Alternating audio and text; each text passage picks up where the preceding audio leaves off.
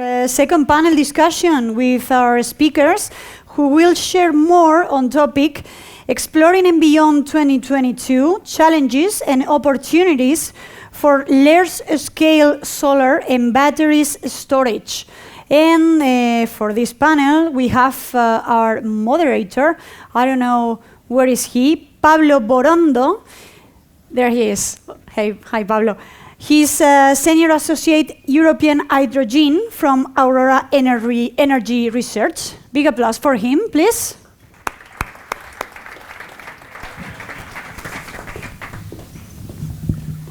Good morning, everyone. I would actually like the panelists to come with me from the beginning. I will try to go briefly through the introduction, so it would be best to have you all with me from the beginning. I've been warned that it's quite cold here, and it's actually true, so we can all suffer together.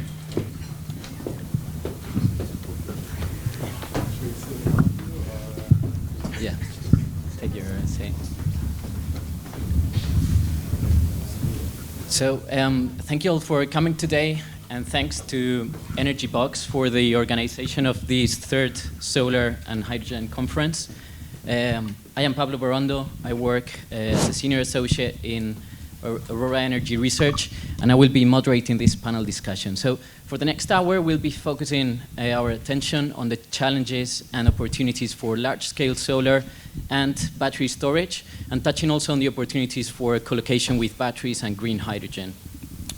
So this is an important topic as the decarbonization plans for Europe largely rely on a large-scale deployment of renewable technologies with an ambitious target of 600 gigawatts by 2030 just for solar PV alone from the latest REPowerEU strategy.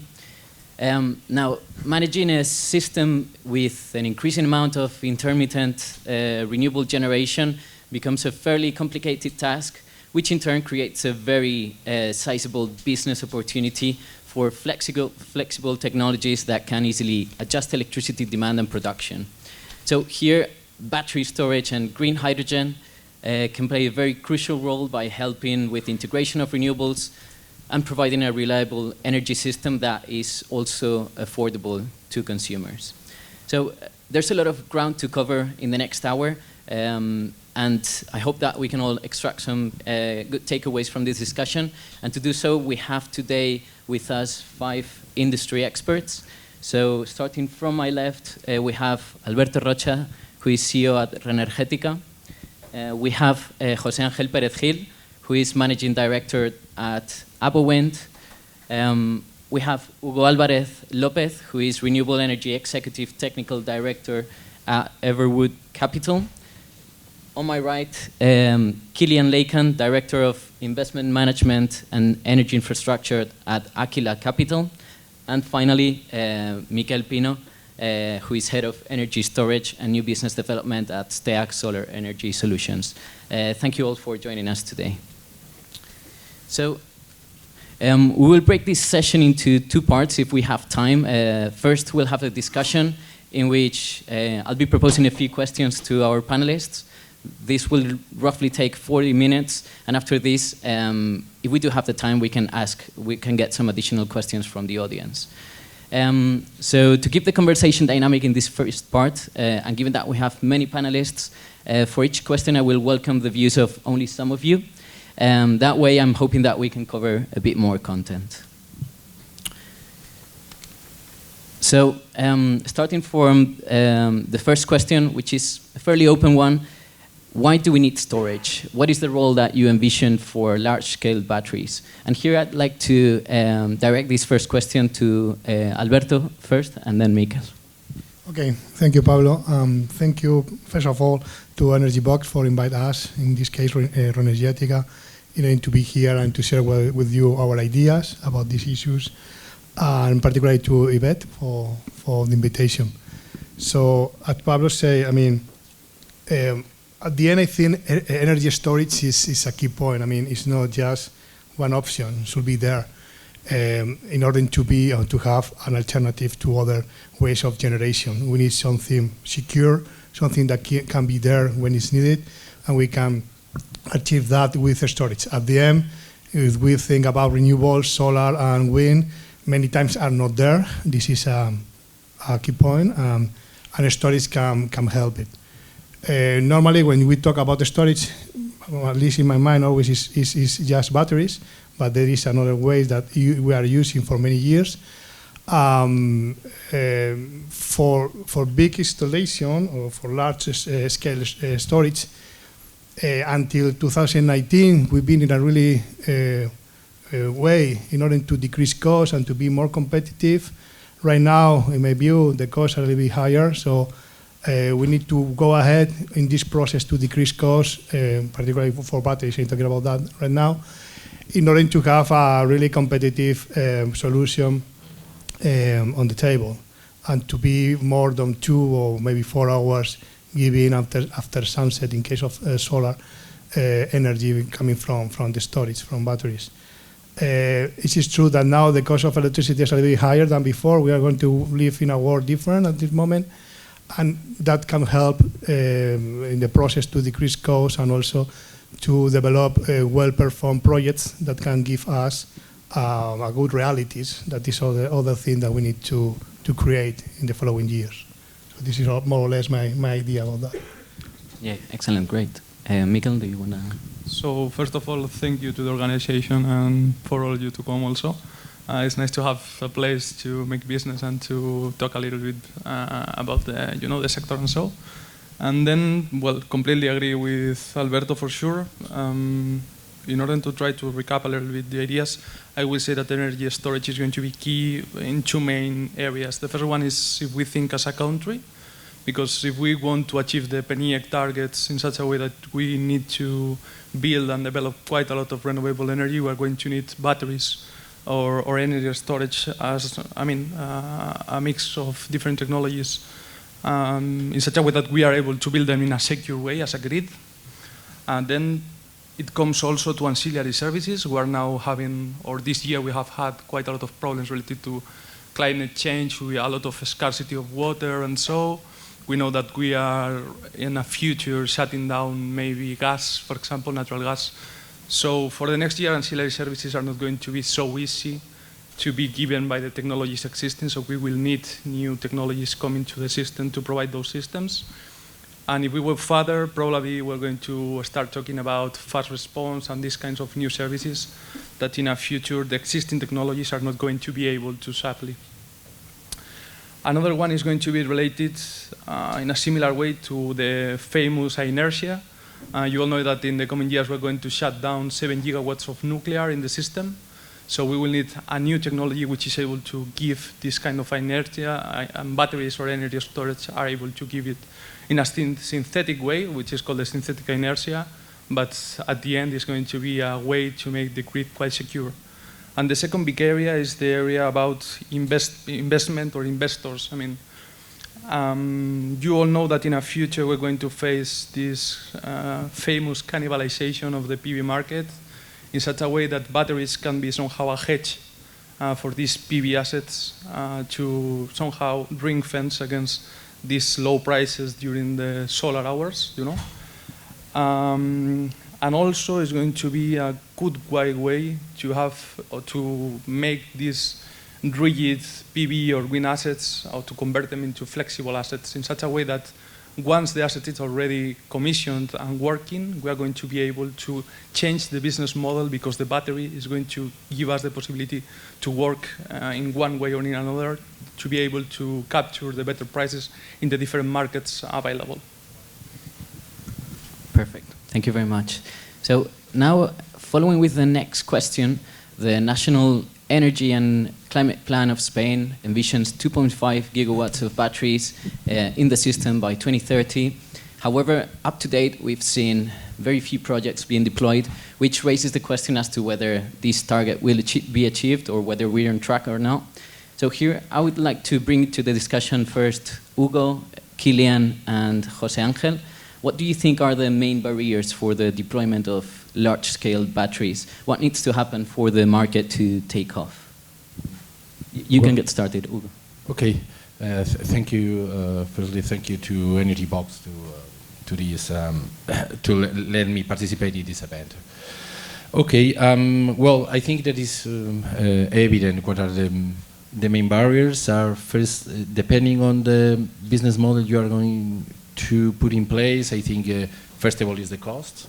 The cost is reducing, but at least in our view, it is still not enough, the reduction, to have a good business case if you want, for example, to everyday the PV plant with the storage, with the batteries, and to run as a business model, which is something that probably in the future is going to happen, the reduction enough. And second is the regulation. There is a lot of regulation here in Spain specifically. You cannot, as they mentioned before, we cannot have any chance to participate with the ancillary services. You cannot trade or participate as a trading in order to charge the batteries from the grid. So that's something that it should be solved in the future. Great. Kilian, would you like to add any other point to this? Yes, happy to do so. So from an Aquila Capital perspective, batteries are one of the key asset classes going forward, and also one of the fastest growing asset classes in our portfolio. And we just connected a battery in Belgium to the grid earlier this month, 25 megawatt 4-hour duration battery, one of the first 4-hour batteries in continental Europe. So we think the technology is certainly there, the technology is ready. Also, I would say cost-wise, it works. I mean, obviously, CapEx pretty challenging at the moment. But we believe that lithium-ion is the technology, at least for the next couple of years, and we would be very keen to also develop these kind of projects like we're doing in Belgium. In Belgium, it's a standalone system, but we would be also very keen to develop these kind of projects in Spain. We're developing here a portfolio of over 3 gigs of solar and wind. So the opportunity is clearly there. However, in the Spanish market, we see 3 main barriers, and this is similar to what other people already mentioned here. So first of all, we think it's a permitting situation in Spain, which is still unclear, even though some topics have been solved. But how environmental permits for batteries in Spain will look like, it's still something which probably needs to be figured out. Then second, the situation around the grid access for standalone, there are some question marks, and also for co-location when it comes to whether the projects can charge from the grid, which we think is very important to make a project work. And what we see is that this situation is not fully clear from a regulatory perspective. And then third, as many already mentioned, it's a business case, which due to the current situation around the ancillary services, but also the unclear situation around the capacity market in Spain, which is not really clear when and how it will come. And we can maybe discuss that later in the revenue stacking section more in detail of which market exactly need to be tackled. But we think that there can be done a lot more when it comes to opening up revenue streams in the Spanish market. And yeah, I think if these 3 points are tackled, then yeah, we would be happy to be one of the first ones to deploy large-scale batteries in Spain. Excellent. And any additional points from your side, José Ángel? Well, I agree with most of the comments. Just to add that we are a German company. We develop wind, solar, and we are also developing storage systems. For instance, in Ireland, we have developed a standalone battery system of 50 megawatts. and we have a few projects in Germany, and we're trying to bring that experience to Spain. And just to share our experience in Spain, we are already developing a Solar+ battery storage project in Spain, already with grid permit. And the constraint we are facing is what we already raised.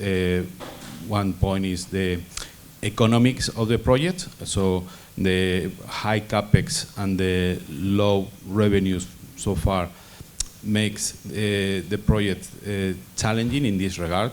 So some of the potential solutions, I think, are already ongoing. So we've heard from the government that some of the funds coming from the EU will be used to support the deployment of storage. So if we are able to support financially the deployment of the storage, that will be very positive. From a revenue perspective, we need a more stable framework, and for all those services that we are supposed to be able to deliver, to be recognized. And then on the regulatory side, we are also facing some constraints that maybe are not so critical compared to the economics, but it needs to be sorted out. Even how to connect, even the definition of dispatch asset is important, that even in the case of a solar or wind plant, adding storage is still considered a renewable energy plant. So from a dispatch perspective, they keep that priority in the system. So there's a lot of things to sort out if we want to deploy all the storage that we need in Spain. Perfect, thanks all. So now that we've discussed what the role of storage is and what the market needs for projects to go ahead, let's get deeper into a very interesting topic, which is battery and solar collocation. This topic has attracted a lot of attention lately, but why so? What are the main benefits of battery and solar collocation? Are there also any relevant drawbacks? And for this, I would want to welcome Hugo and then Alberto to give us their view. Yeah, okay, I think Alberto, Mikel at the very beginning mentioning about that, okay. First of all, but I mentioned one, and another one completely different. It's seeing what is happening in the electricity market in Spain. I don't see unrealistic that today there is no regulation for storage, but maybe in the coming years, coming months, there is a new regulation that makes that the PV plants shall to participate in several services of the grid, and we have to install very quick storage. Okay, that's something that is happen. But I mean, mainly what are the benefits? First of all, in order to reduce the capture rate you are having now. Today we are talking about, I think, but we have seen in the last months between 80 and 90%, which is the capture rate, and probably in the future is going to be even more because of the cannibalization. Second one is to have the possibility to participate in the ancillary services to add more value. And also I can mention the reduction of the waste of energy you have naturally in a PV plant, okay, either from the DC to EC overcapacity, but also from the AC capacity inverters up to AC capacity in the point of the interconnection. So this allows you even to change the design in order to have more overcapacity and even to have more efficient. Okay. Yeah, I mean, it's quite interesting the thing that it was said, and also Jose Angel. In my view, storage is, and I said before, I want to say that I don't see renewable without storage in a long way. Why? Because at the end we have the viability in the generation. We need something that can be close to 24/7. And this is the objective that most of the companies in this room is looking for. in case of renewable and using another energy vector that maybe after we can talk about. Now there are different markets, a different solution, and also different energy system. If you look to United States, for example, in Texas, ERCOT, I mean, they have no as good grid that we have in Europe, and they have problem congestion. So there, the batteries is a must. I mean, there is business. I don't see any project for 2 years without batteries there, and all the proposals in terms of development are with really aggressive and with batteries in terms of cost. Now we have another situation with another prices, etc., really high in Europe. I can see there the opportunity for the storage in order to go to the market in a bigger volume. But it is true that maybe changed, but now in Spain, for example, the grid is quite well formed. And also another important thing is that electricity prices in Spain is quite flat. So we need to develop new markets. European Union is on that in order to have secondary markets, etc. Other experience in Europe, most of them are batteries for inertia or batteries for another really short time operation. But in case of solar and wind, maybe we need something in the term of 4-6 hours. It was an experience with CSP, but it's quite expensive at this moment, and maybe even with the prices, there is no change for them. But with the tendency that we have in energy storage prices until 2019, with the Portugal auction, etc., I believe that it's coming back again, and with the higher prices of electricity, there is a change. So solar batteries is an opportunity for sure. It's quite important also to understand that. I mean, if you have a really fat price of electricity and your cost is really high, there is no number. I mean, no investor are going to be there. They are trying, but I believe that at least in Spain we need a little more time. In terms of regulation, etc., I believe that we are in the same position that in other technologies in Europe, and particularly in Spain. We start to do things, but we are stopping until the regulation is done. In other countries that maybe they are advanced, they go ahead, and after there is an issue, they look for the regulation. I believe that now with the funds, etc., Spain is in the good line. They are doing really good effort, and from now, most of my projects here in Spain that we are starting to develop, they are going with storage. I know from Jose Angel that the problems are there, environmental, etc. But I mean, we should be there if we want to be more in the stage of the development, that we're going to be the first of the class in order to have the project of the future. So I believe that there is a space, utility scale projects, but also we need to be concentrated in distributed solution. And after, in terms of hydrogen, maybe I can explain a little more about that. Excellent, thanks.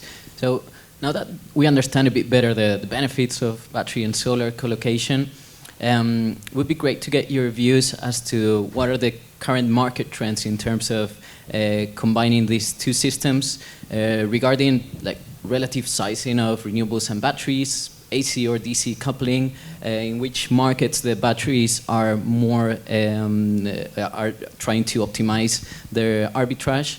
I know that Mikel, you have some experience on this, and maybe Kilian, if you after that you want to add any views. For sure. Well, I will say that there is a really clear trend regarding sizing of batteries in Spain, which is 5% 2 hours, which is what capacity tenders are asking for. But, well, that's just a joke. I mean, sizing is going to depend quite a lot on the business case. If we go through a more power incomes related business, we're going to go to a lower duration systems, like 1 hour, even lower duration. While if we go to a pure arbitrage or more this kind of against cannibalization related business case, we're going to go to 4, even 6 hours, as Alberto already said. So sizing is going to be quite dependent on the business case at the end. But I think that from the supply chain point of view, there is a fact, and is that some years ago, or even some months ago, it was more common to have a better capex relation in terms of euros per megawatt hour when we were thinking about a 4-hour system for lithium-ion. because the cost of copper was still quite high, so all power-related equipment was quite expensive, while today we are seeing that because of the lithium price increase, it makes more sense to go to a 2-hour system, because the difference between 2 and 4 hours is in terms of capex is not going to be quite high, and you're going to have at the end a more flexible battery in terms of being able to participate in different markets and in different business models. And if we go a bit deeper into the stacking revenue system, or where the battery has the chance, today the Spanish market is not so easy for batteries because we do not have so much sources of revenues, but I think that good things are going to come in the next years.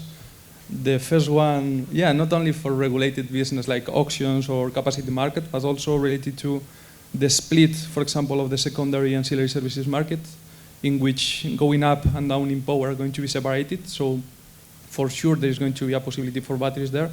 And also related that in just 1 year and a half or 2 years, we're going to move to a 15-minute system instead of an hourly system. So there are assets that are more flexible, more fast in response, and so they're going to find their opportunity, and that's at the end is about batteries. Anything from your side, Kilian? That I I'd like to agree with most of the points. I hope the timeline is a bit less than next year's, but rather next year. But let's see on that. The hope never dies. Also, I mean, from as most of the other speakers already said, I mean, co-location is probably the way to go in Spain, in particular, since there is little grid connection for standalone. So we see batteries as a pretty good fit for our portfolio in terms of risk reduction from cannibalization, but also in terms of utilization of the existing grid connection, right? Because with just having solar on the grid connection, that is just from a society perspective not extremely efficient. So what we are seeing for the business cases we are looking at is co-location ratios on the AC side of 20 to 40%. I mean, obviously, apart from the 5% for the grid tender, but I think once players have gained a bit more experience, where maybe these smaller co-location ratios, which are forced via the tender, are good for, then probably we are seeing. We are seeing bigger batteries on the projects, and what we see from the analysis is that 20 to 40% actually do not interfere too much between solar and battery. For the business cases we are looking at, obviously that always depends a bit on the specific application. And there is probably the biggest problem when it comes to revenue stacking in Spain, that there is little opportunity for revenue stacking because there are few markets available. You've mentioned the potential fast reserve auction. I mean, so far the primary reserve capacity in Spain is not open. That is a tool which in most other countries has incentivized the build out for batteries, which in Spain is unfortunately not available. The secondary reserve is available or is not available depending on who you ask. So that there might be also some room for clarifying things, and then obviously the whole discussions around capacity market, because if you just rely on wholesale optimization of energy shifting of the PV production, that is just not enough in Spain, right? Because the market, the prices in particular now with the gas price cap, they're not very volatile here, so that will not be sufficient to incentivize the build out. So it makes actually sense, and also that's where batteries are good at, is the shorter term flexibility, and therefore I think it is in the interest of the Spanish regulator to open a couple of more markets there to incentivize the build out and help actually to create a business case. Excellent. Yeah, no, super interesting. I guess we're headed into a more established market like we see in other countries such as in the UK, where we already see quite a lot of capacity deployed, a lot more diversification of markets for the batteries, but we're, I guess, in earlier stages than that. So, conscious of time, I'd like now to bring our attentions to green hydrogen. We're all probably very aware of the important role that hydrogen can play in the energy transition. The EU has some very ambitious targets that were set through the Repower EU strategy some months ago, but this technology is quite new, and so far there are very few projects that have reached final investment decision, and even less so that have been deployed so far. So I would like to ask our panelists, how do you see the opportunities for green hydrogen? I'm conscious that this is quite a wide question, but would be interesting to get your views, particularly from the angles that you have more experience on. And I would like to ask José Ángel and Alberto, if possible. Yep. So in regards green hydrogen, like many others, we see it as the future. For us, as a developer of renewable energy plants, is an alternative route to market for the electricity that we generate. And in this regard, from a corporate perspective, we are very focused firstly on very large utility scale projects. So far, we have 3 projects under development. It's in Canada, in the Atlantic coast. We have 11 gigawatt wind farm split in several projects that will fit a hydrogen project that will produce ammonia, and that ammonia will be exported to Germany. Then we have projects in Argentina and Tunisia, which from an investment perspective could be more challenging, but we understand that also export projects will somehow get to the market. And in Spain, we are trying to adapt or understand what's our role in the market under the same rationale. This is a catalyst for our wind and solar projects. And if we were complaining in the storage side that regulation needs to be sorted out in the green hydrogen, there's more work to be done. So far, as you know, the hydrogen part of the project is permitted under the oil and gas regulation. So you have to do the solar wind component with the electricity bill, and then with the oil and gas, which is more challenging. Then how to access water, how to access pipeline, how to many technical discussions if you do centralized electrolyzer or on site. So there's many things that will be answering along the project goes ahead, but I think that in this regards the future looks promising, and it's just a matter to understand what's the role of each other in this project. Yeah, in our case, I mean, I believe that hydrogen is a really good option for Spain, but understanding where we are. At the end, our interconnections are not the best in Europe. This is a key point. We have sun and we have space. All the things that José Ángel says is true. I mean, the life of developer is horrible sometimes. I mean, you need regulation, etc. So our point now is to focus a little bit where we are here, could be the possibilities. To use another energy vector for renewable could be great in order to fight the viability, etc., and to be more closer to 24/7. But also you need to develop a market. I mean, the good thing is now for hydrogen, Europe is really focused on that. There is money that is going to come, or at least some news about that is going to be invested. I think it's a good opportunity for Europe because we are not in a very good position in batteries, neither in photovoltaic, is in other countries.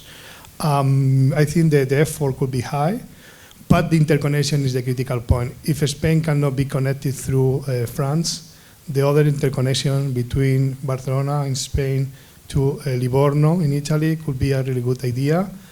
I know that it's working a lot on the backstage, and I believe that this interconnection can give opportunity to different development that we have that is closer to the gas pipe, etc., that now could be an option for gas, but in the future could be an option for hydrogen.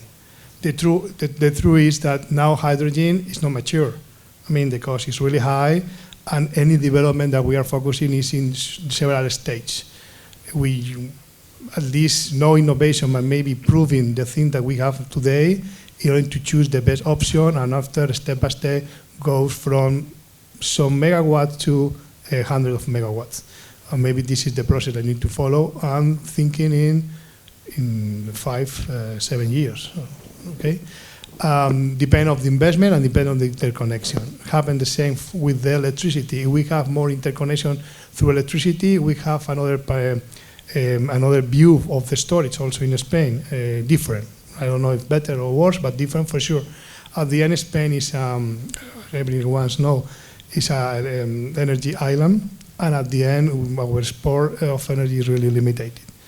If we go in this process, hydrogen and green hydrogen is a option for sure, and I see some development at that moment. I mean, people is moving around Spain looking for this kind of project. It is true that maybe the news that we have looks like tomorrow we are going to have hydrogen, and it's not the truth. And the other view that we're going to share is just the distributed generation. I mean, central generation is great and is working, but to generate and to consume closer is going to be better.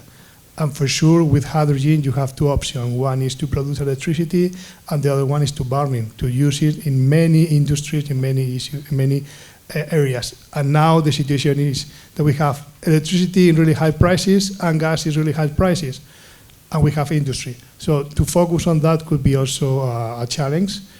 We are ready for that, based on our strategy and the different horizons. And this is the way that we want to follow. So now hydrogen, in order to summarize everything, is in our idea, is in our strategy.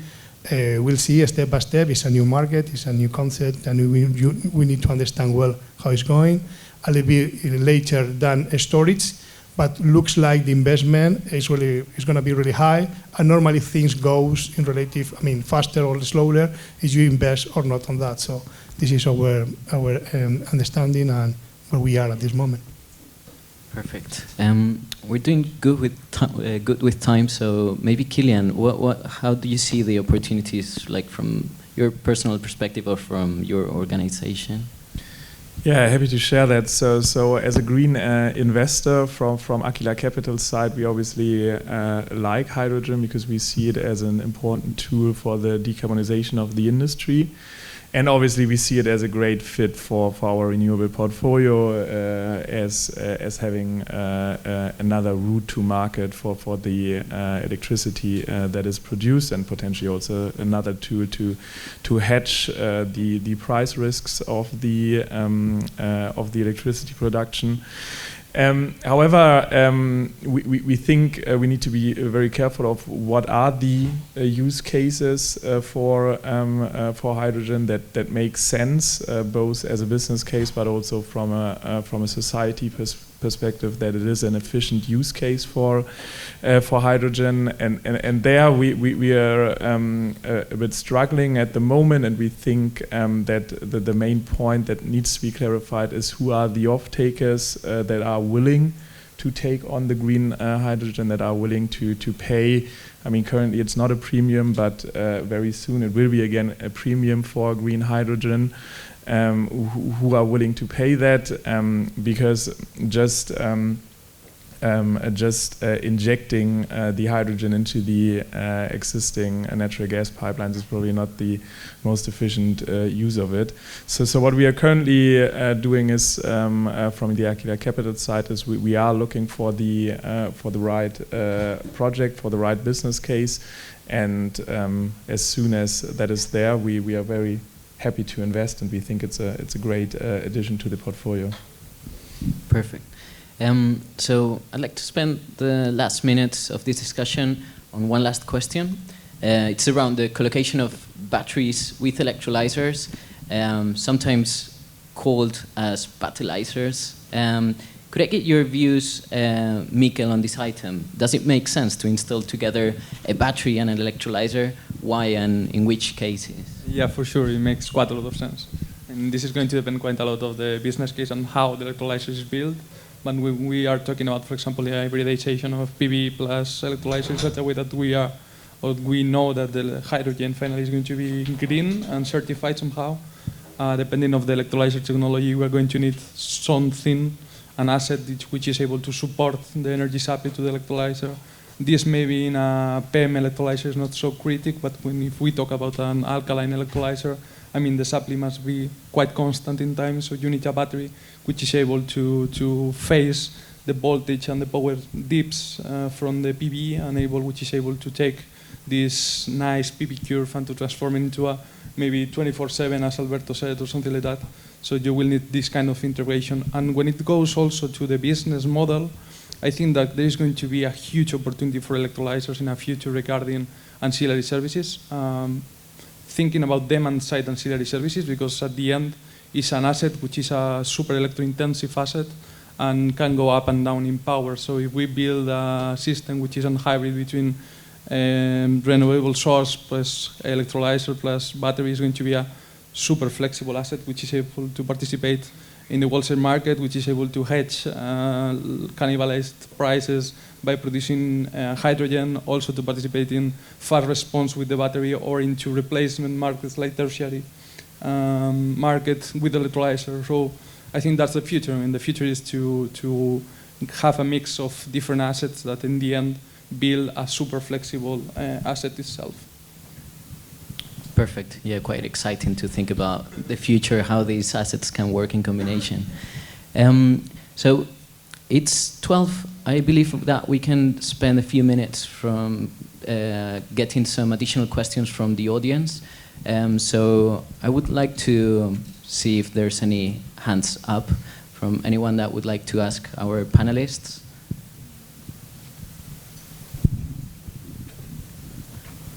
I'll give 1 minute. It was pretty clear, so. I do have, oh, I see one hand.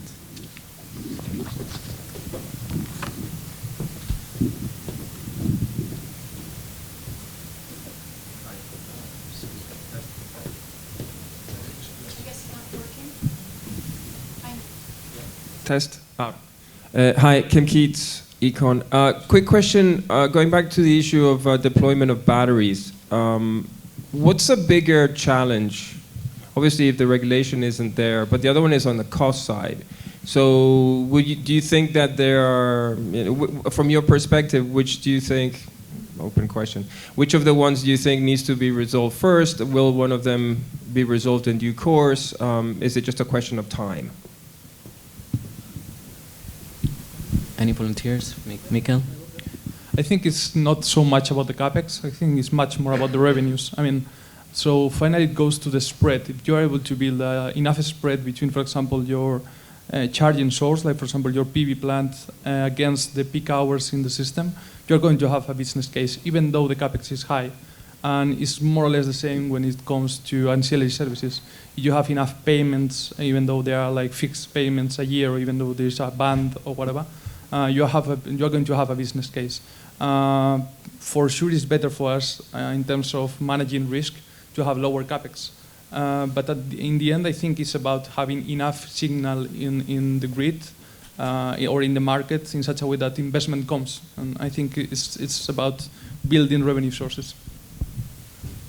Yeah, I can add to that. So I would fully agree with that. It's about the revenues, because we see that even with the high capex in other countries, we are able to deploy batteries because the business cases are better than in Spain.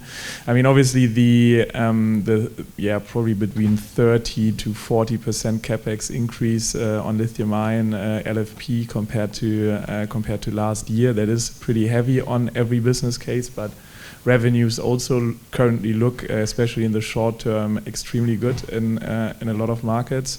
So and we also think that actually the capex situation will improve. We are seeing now a lot of more battery cell producers entering the market. while so far the industry has been relying mainly on one supplier, but we see a lot more diversity coming up there, and that will surely help CapEx going forward. Yes, I mean, I totally agree. And now that we are in a scenario where the electricity prices are really high, I think we are in the moment. But it is true that until, my personal perspective, until 2019, the prices were a really good tendency, and now changed a little bit as everything. But I think the tendency is going to be the same. And in case of prices, I cannot see, in Europe at least, in a short time, prices are 22 or 38. So if you see the PPAs right now that they are closing maybe 70, and the electrical prices are higher than 100. So this combination of both give the option for batteries for sure, but also depend of the use of the battery. In terms of 4 hours, 6 hours, I think CapEx is a critical point, more than maybe in short time operation, like 30 minutes, something like that. This is the different things that you need to combine in order to have a huge development of batteries in the market. For sure, we are closer. From the 2015, we are every year closer, and we'll see what happens soon. But I think that now more the electrical prices is giving the chance to be there, maintaining the more or less the CapEx that we have at this moment. Perfect, thanks all. We do have time for one last question, if anyone is keen. I'll give a few seconds. Okay, there's one there. Hi everyone, I'm Jesus Palacios from General Electric, and I would like to ask a question about the big scales green hydrogen projects that in the last months, due to the energy crisis, has been announced about 20-30 gigawatts in Middle East, Australia, that they are saying that they could do these really big projects. So I was wondering of its credibility, and what's your view on that, given the off-taker constraints that we don't know who are they, the logistics constraints of transporting hydrogen. We know how difficult it is with the current state of technology it is, and the supply chain constraints as well. So how do you see those projects happening? There's actually even been an announcement of a 500 gigawatt project in Canada to be shipping hydrogen to Europe. So definitely agree with that question. I want to say one thing, so I think this is the title. I mean, after you need to read all the news, but in my view, it's a good news for developer. So there is appetite for that. You need to start to do something in this line, and the investments, all the key elements are around and give you the impulse to go ahead. But to have something done and working in a good way, etc., I don't believe that can be in 2 years, even in 3 years or 5 years. But at least everything is starting. As they say before, there is not a market also for the hydrogen. I mean, you are starting maybe the house from the roof. So now it's good that the people is focusing on that the money is coming there as other technology at the beginning. Imagine or think about the wind, offshore wind, or maybe PV, etc. And now they are there. They are in a really good number and perspective. It's a good thing for that. I think in Europe the money is going to be there. And these really high projects, okay, for sure, they want to be in this number, you say gigawatts, so 30 giga or something like that, but for sure they are starting in 1 megawatt after 100 megawatt, and maybe the process is to finalize in 10 years in this number. And it's good. I mean, I have some project, some development on my table that are in this way, and they are really well planning, and really comfort when I believe that can be done. So now to start with the development of this opportunity is a good moment, and we'll see realities can be on the table. And it is true that the cost of electrolyzer now is not the cheapest on the world. So, I mean, you need to go through this process. The good thing is that we did before, so it's nothing new. And if there is a market and there is an appetite for that, normally the thing goes. So think about lithium batteries in, I don't know, in 2006. No one say, okay, we are going to have now projects operating in UK and other things, a big investor putting the money there. So yes, it's a process. the important thing is that should be not in 10 years. If it's possible in 3-4 years, it's better, but could be difficult maybe.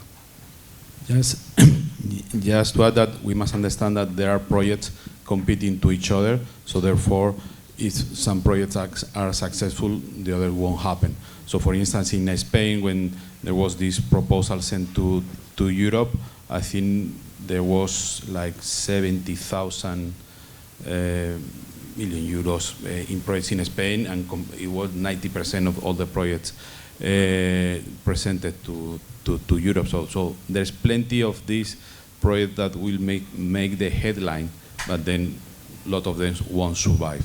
What we are experiencing that in every country you can find different kind of support. So for instance, in our headquarters that they do the projects in Germany, obviously, and in the international, they have a lot of support from the German government with all these issues that we're seeing with the Russian gas. So they've understood that they need to procure other sources of supply. So the projects that are managing from in Germany are receiving a big push. But having said this, there's also another constraint, which is the supply chains. So there aren't enough electrolyzers manufacturing capacity to supply all the projects announced. So as Alberto was saying, this will be done in stages. Probably at a certain point, the supply chains need to ramp up the capacity, and that will be with the demand from equipment. So probably one of the main bottlenecks will be the supply chain for all these gigawatt projects. Last one, quite fast. Yeah, go ahead. To this topic.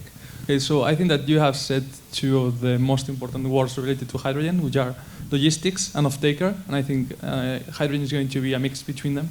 So, but if you think about some opportunities which are like quite niche, maybe, like if you think, for example, about Singapore, which is willing to launch a cable to Australia to build $1 billion cable to build, I don't know how much gigawatts of PV. So, for example, if Singapore wants to decarbonize, she's going to need this kind of projects with these logistics to transport the hydrogen and so. So I think that when it comes to super large investment of this kind of large centralized projects with low LCOH, there's going to be a chance to make it possible if there is off-taker and if you build good logistics. So it's about that. And I guess we can consider Europe as an off-taker, given this target from REPowerEU that we have to import 10 megatons. Like roughly, you would need about 80 gigawatts of electrolyzers to produce that hydrogen, without accounting for losses from shipping it, etc. So I guess there's scope for that, but obviously the pipeline can get very big if you consider the full amount of capacity that is announced for each project. All right, so we've reached the end of this session on the opportunities and challenges for solar, batteries, and green hydrogen.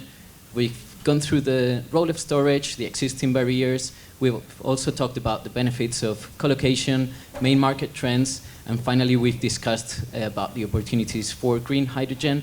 So I hope that we can all come back with some interesting takeaways, and I would like to thank you all for attending, and particularly our panelists. Thanks all. Thank you.